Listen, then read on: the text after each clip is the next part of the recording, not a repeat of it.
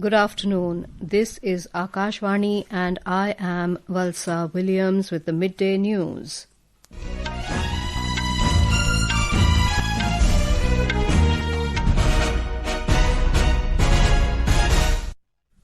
The headlines. Voting underway to elect Vice President at new Parliament building, counting to take place in the evening. Prime Minister Narendra Modi reviews flood situation in Himachal Pradesh and Punjab, says in this tragic hour centre stands with those affected. Widespread protest continues in Nepal. Despite the withdrawal of social media ban, Prime Minister KP Sharma Oli calls an all-party meeting this evening and appeals for peace. External Affairs Ministry advises Indian nationals in Nepal to exercise caution. Israeli military orders immediate evacuation of Gaza city. And 17th Asia Cup 2025 to begin at Abu Dhabi in UAE this evening. Afghanistan to face Hong Kong in the opening match.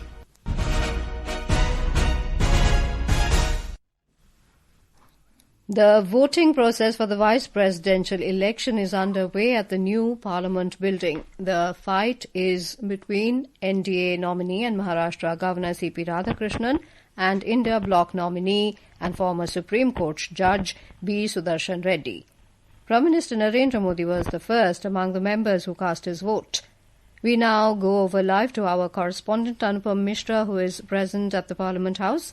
Anupam, who are the prominent leaders who have voted in the vice presidential election, and how is the voting progressing now? Yes, Valsa, the voting for the vice presidential election is going on smoothly. It has been more than 4 hours since the voting began. After Prime Minister Narendra Modi, several union ministers, including Rajnath Singh, Amit Shah, Jagat Prakash Nadda, Nitin Gadkari, Ashwini Vaishnav, Shivraj Singh Chauhan also voted. Rajya Sabha Deputy Chairperson Harivansh, JDU leader Sanjay Jha, JDS MP and former Prime Minister H.D. Devegowda, Shiv Sena's Srikant Shinde, NCP's Praful Patel, HAM's Jitan Ram Majhi have already voted. From the opposition camp, Congress MPs Mallikarjun Kharge, Rahul Gandhi, Sonia Gandhi and Priyanka Gandhi, NCP, SCP leaders Sharad Pawar, Samajwadi Party's Akhilesh Yadav and DMK MP Anidhi Maran also cast their votes. Apart from them, many MPs from both houses of parliament are still standing in line and waiting for their turn. This election is taking place after the resignation of former Vice President Jagdeep Dhankar, citing health reasons. Valsa. Right. Anupam, could you tell us about the process of the election of the Vice President of India and when will the counting of votes start? Valsa, the Vice President is elected by an electoral college consisting of members of both houses of parliament. A secret ballot system is followed for this election. Members of the electoral college can vote according to their individual preference and are not bound by any party's whip. Currently, the Lok Sabha has 542 members and the Rajya Sabha has 239 members. Thus, the total number of members in the electoral college for this vice presidential election is 781 and the majority mark required to win the election is 391. At present, the NDA has support of over 425 MPs. On the other hand, the opposition bloc has a little over 300 MPs, which is below the majority mark. However, the counting of votes will take place at 6 p.m. and only then the nation will know who will be the new Vice President of India. Valsa. Right, thank you, Anupam, for that detailed update.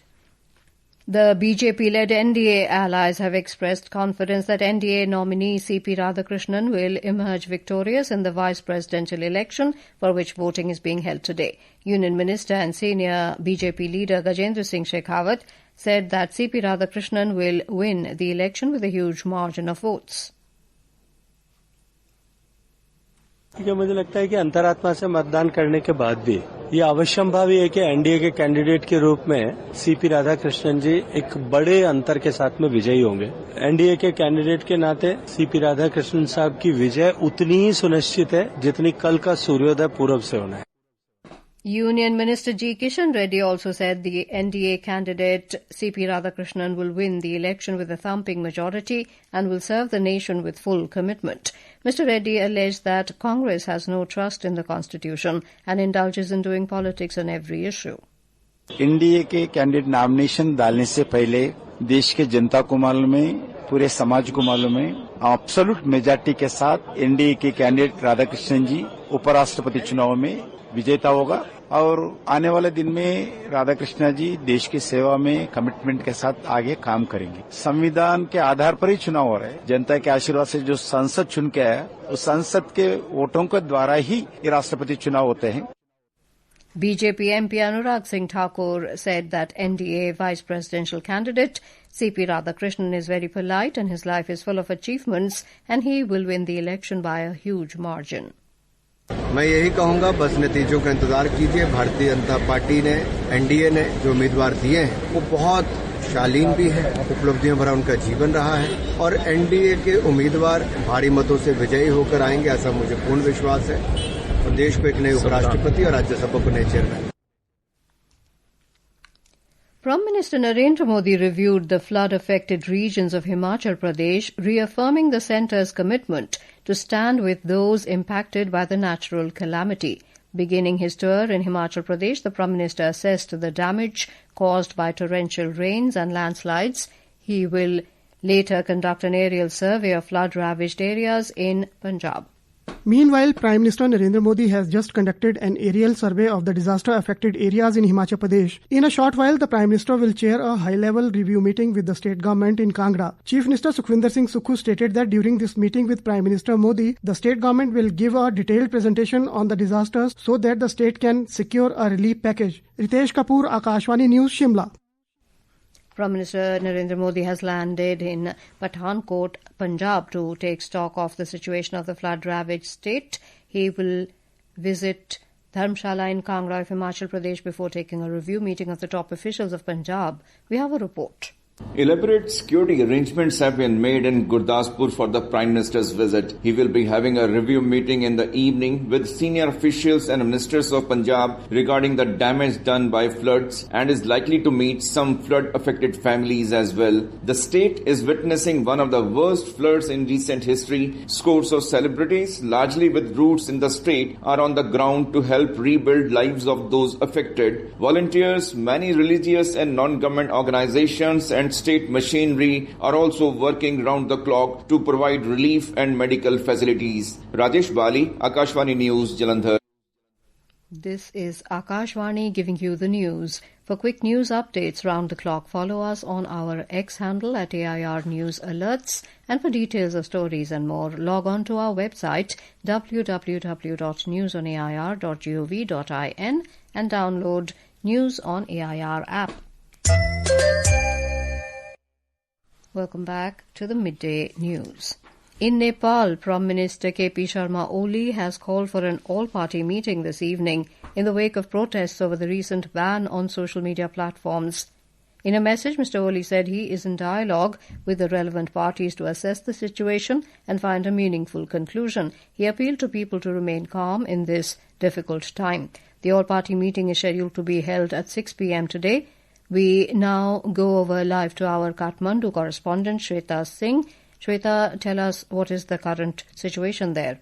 Valsa, you see, youths continue to protest in New Baneshwar, Kalanki Chowk and other parts of Kathmandu Valley on Tuesday, defying curfew orders imposed after Gen Z protest on Monday. In Kalanki Chowk, youth burned tires protesting the deaths during Monday demonstration. The protesters blocked the main road, demanding accountability from the authorities. Police were deployed to control the crowd, but tension remained high. According to sources, Gen Z protesters on Tuesday targeted the residence of political leaders and minister in Kathmandu Valley and other district, hurling stones and setting property on fire. The Balukot house of PM Oli and Lalitpur-based house of Minister of Communication and IT, Prithvi Subha Gurung, is set on fire by demonstrators.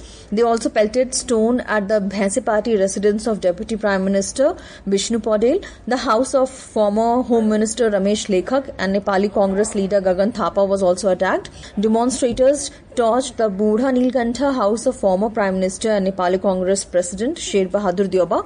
And you see, Tribhuvan International Airport is shut down to prevent any damage to flying aircraft due to fire incident in the nearby area.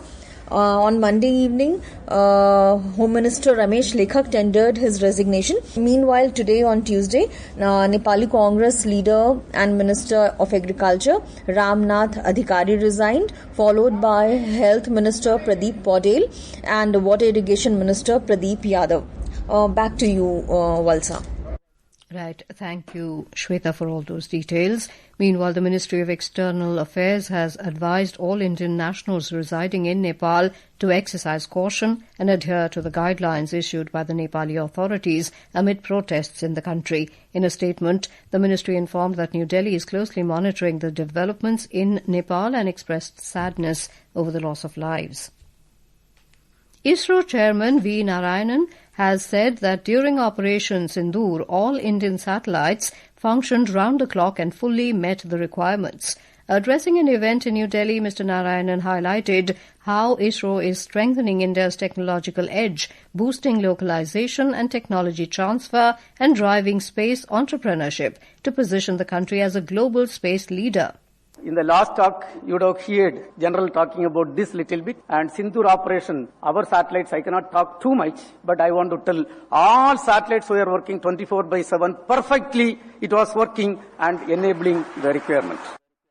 Speaking at the event, Chief of the Army Staff, General Upendra Dwivedi, highlighted how India's armed forces have been driving growth through indigenous defence production, exports and innovation, while enhancing security and national self-reliance. External Affairs Minister Dr. S. Jaishankar today interacted with participants of the 3rd Global South Young Diplomats Forum. In a social media post, Dr. Jaishankar highlighted the sentiment and solidarity that continue to drive the Global South agenda forward.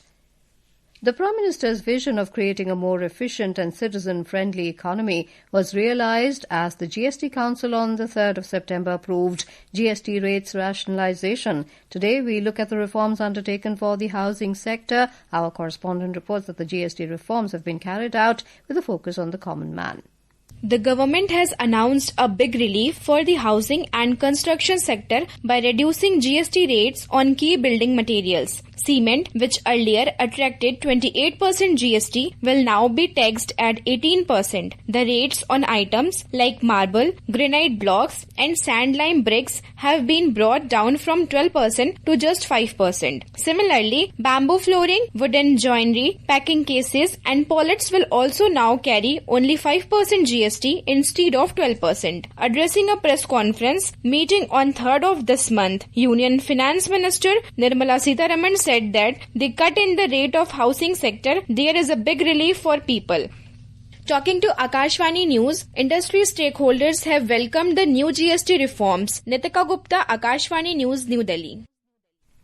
The Israeli military has ordered all residents of Gaza City to evacuate immediately as it is planning to operate in the area with great force. The Arabic language spokesman of Israel Defense Forces urged those present in all the Gaza City neighborhoods to relocate to a humanitarian zone. The development comes after Israel's Security Cabinet's decision last month on a controversial plan to take control of the enclave's most populous city. Several world leaders have condemned the plan, and the UN has warned it would lead to more massive forced displacement and more killing. India Meteorological Department IMD has forecast heavy to very heavy rainfall over sub-Himalayan West Bengal, Sikkim and Uttarakhand today. The IMD said the rainfall over northwest India is gradually reducing and dry weather is expected in the next few days. The 17th Asia Cup 2025 is set to begin at Abu Dhabi in UAE this evening and will conclude on the 28th of this month. The opening match will be played between Afghanistan and Hong Kong at 8 p.m. India will play their first match against the hosts tomorrow. And now before we end the bulletin, the headlines once again. Voting underway to elect Vice President at new Parliament building, counting to take place in the evening. Prime Minister Narendra Modi reviews flood situation in Himachal Pradesh and Punjab, says in this tragic hour, centre stands with those affected. Widespread protest continues in Nepal despite the withdrawal of social media ban. Prime Minister KP Sharma Oli calls an all-party meeting this evening and appeals for peace. External Affairs Ministry advises Indian nationals in Nepal to exercise caution. Israeli military orders immediate evacuation of Gaza City. And 17th Asia Cup 2025 to begin at Abu Dhabi in UAE this evening. Afghanistan to face Hong Kong in the opening match. And with that, we end the midday news.